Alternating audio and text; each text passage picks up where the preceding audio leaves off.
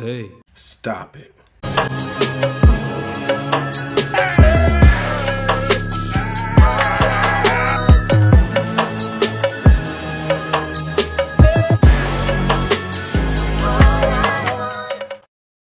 And we're back with another superhero origin story. This time we're going to do Jane Foster Thor. I know you guys seen her in the previews and are wondering how she was worthy to hold Thor's hammer. Well, I don't know because I haven't seen the movie yet. But what I can do is give you her comic book origin story. So Jane Foster Thor, who is she?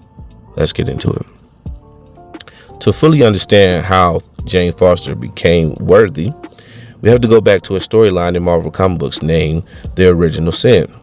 At the end of the Original Sin storyline, it was revealed that Nick Fury killed the Watcher and stole his eye. The Watcher, if you don't know, is a cosmic being. He's able to see everything and he's very powerful. Now that Nick Fury has his power, he knows, I guess, basically everything. He was speaking with Thor and he whispered in Thor's ear. At the time, no one knew what he had said to Thor.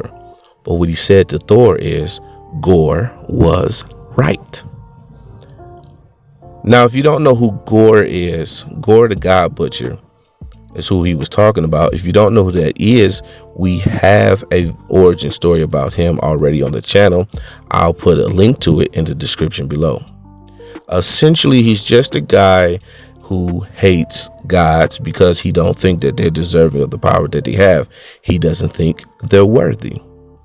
Now that Thor knows that Gore was right, he doesn't feel worthy. Therefore, he isn't worthy anymore. So he couldn't lift the hammer anymore, and he started wielding this axe. And I'm not even going to attempt and embarrass myself on saying the name of that axe.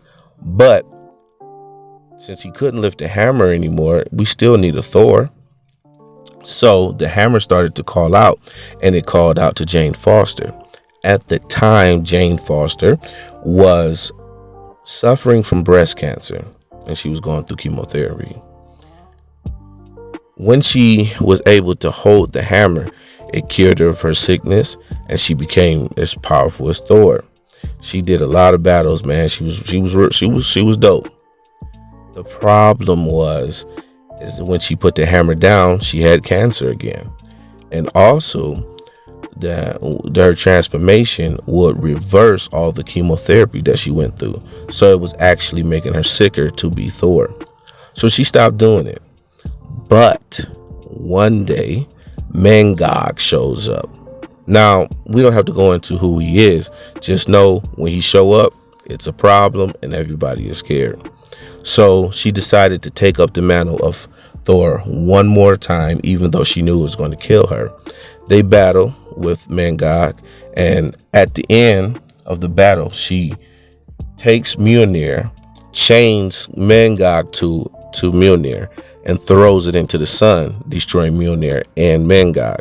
She saved the day. Now she's dying from cancer, and you know what? It's comic books, so she didn't die. Of course she didn't die, right? She went to Valhalla for a while, and then Thor and because he was worthy again, Thor and his father Odin, they did some hocus pocus or whatever, and she was cured of her cancer. She ended up being a Valkyrie. So right now in the comic book, she's a Valkyrie, and that's basically her origin story of how she became Thor. That's everything you should be, right? Yeah, that's everything you need to know going into seeing the movie Thor Love and Thunder. So yeah, I hope you guys enjoyed. Like and subscribe, and y'all stay true.